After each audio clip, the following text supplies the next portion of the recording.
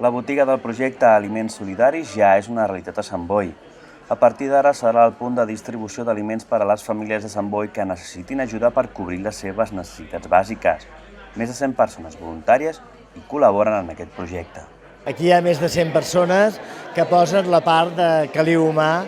perquè no sigui un súper qualsevol, que un arriba amb el seu cistell i recull productes, sinó que arriba, troba una persona que l'acompanya, que l'orienta, que li dona consells i sobretot de vegades que li dona suport. I moltes vegades quan un passa una situació complicada el que necessita és trobar això. Jo crec que aquí, a part de trobar aliments, troba persones. L'Ajuntament i les entitats del Banc d'Aliments, Càritas, Ajut al Quart Món i Esglésies Evangèliques, Llibertat i Rei de Reyes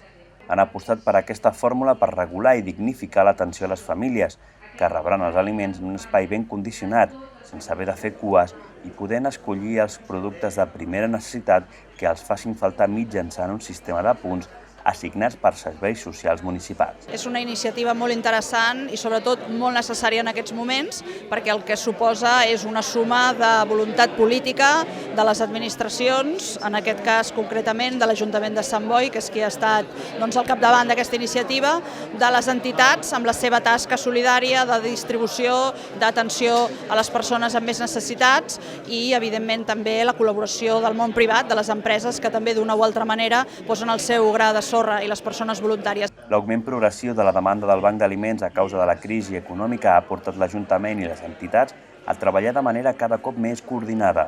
Amb aquest objectiu, l'any 2010 es va crear la taula local de distribució d'aliments, que ha permès optimitzar el funcionament del circuit de distribució i unificar els criteris que determinen quines famílies poden optar a aquest servei.